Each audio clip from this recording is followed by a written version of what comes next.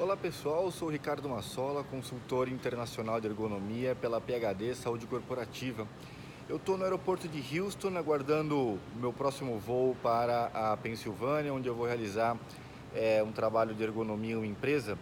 E eu estava aqui pensando na resposta para uma pergunta que me fizeram de por que aqui nos Estados Unidos a ergonomia é tão avançada comparada a outros países, como o Brasil, por exemplo, sendo que nos Estados Unidos não há qualquer tipo de lei federal que obrigue a empresa a realizar ergonomia, a realizar análise ergonômica do trabalho. E essa resposta eu quero dar para vocês nesse vídeo. Essa minha tese eu divido ela em 4 aspectos ou 4 domínios principais. O primeiro domínio principal tem relação com a ciência e tecnologia. O segundo domínio tem relação com os custos trabalhistas, o terceiro com produtividade e o quarto com benefícios, saúde e segurança. Então vamos começar lá no primeiro, que é com relação à ciência e tecnologia. Todo mundo sabe que os investimentos em ciência e tecnologia aqui nos Estados Unidos é maciço. Se você pegar as revistas de ergonomia, das 35 principais revistas que tem como palavra-chave Human Factors e Ergonomics, das 35 delas, 14 são publicadas no Reino Unido e outras 11 são publicadas aqui nos Estados Unidos. Aí você tem 2 na França, 2 na Alemanha, 2 no Japão, 2 na Holanda, uma na Austrália. Ou seja, a quantidade de publicações de ergonomia nos Estados Unidos é extremamente maior do que em outros países do mundo. Sem contar que o número de patentes que levam o termo ergonomia aqui nos Estados Unidos também é extremamente grande. Então, o desenvolvimento de tecnologia, o investimento em tecnologia para auxiliar as pessoas a desenvolver o trabalho de uma maneira mais fácil, aqui é feito de uma maneira bastante maciça. O segundo ponto tem relação com os custos trabalhistas. Aqui nos Estados Unidos você tem um seguro que é chamado de Workers' Comp, ou Workers' Compensation, que é como se fosse um fator previdenciário, um INSS no Brasil.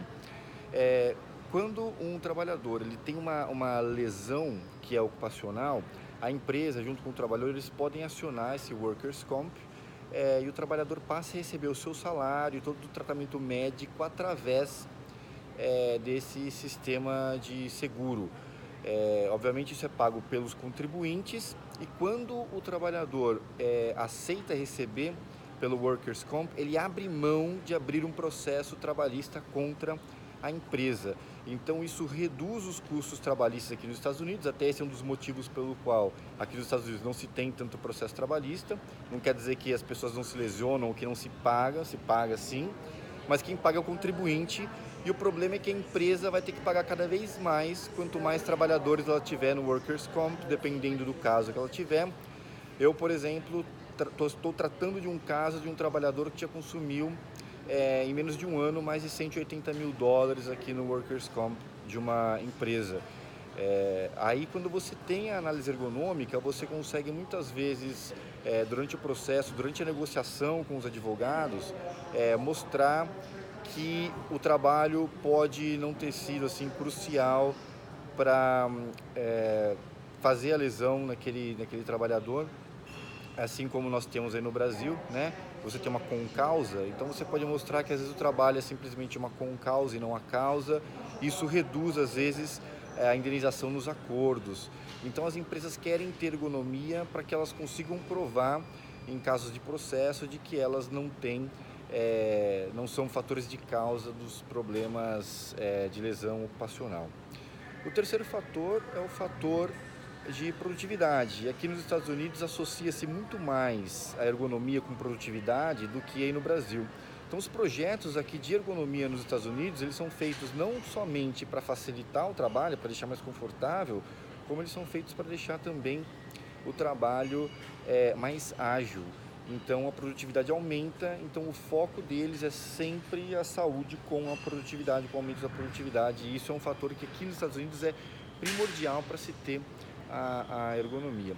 E obviamente em quarto lugar, como eu falei, temos os aspectos de saúde e segurança e benefícios do trabalhador, porque aqui nos Estados Unidos, como o mercado é muito aquecido, e você não tem aquela formalidade como no Brasil, né? Você não tem verbas trabalhistas e coisas assim para receber, então as pessoas mudam de emprego muito facilmente. Então você precisa ter recursos para segurar o trabalhador, você precisa ter benefícios que segurem o trabalhador dentro da sua empresa. Porque se você paga $20 a hora e uma empresa do lado pagar $21 a hora, ele vai para a empresa do lado, não tem nada que segure ele nessa empresa. Então eles veem ergonomia como um aspecto de condições de trabalho. Eu já vi uma empresa aqui nos Estados Unidos em que eles tinham mesmo um valor hora um pouquinho mais alto do que as demais empresas ao lado, eles tinham assim centenas, eu estou dizendo centenas, não dezenas, centenas de vagas abertas, porque as condições de trabalho eram muito ruins. Então as pessoas não queriam trabalhar lá, mesmo ganhando um pouquinho a mais, porque a condição de trabalho era ruim.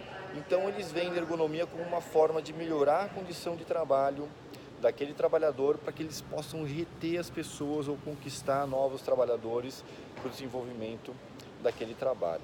Então esses são os 4 domínios, os 4 fatores da minha tese de por que aqui nos Estados Unidos você tem uma ergonomia muito avançada, sem a necessidade de ter um requisito legal que sustente a ergonomia como nós temos aí no Brasil. Espero que vocês tenham gostado desse vídeo. Se gostaram, deixe um like no canal. Um grande abraço para vocês e logo mais eu volto com outras novidades aqui dos Estados Unidos. Um grande abraço.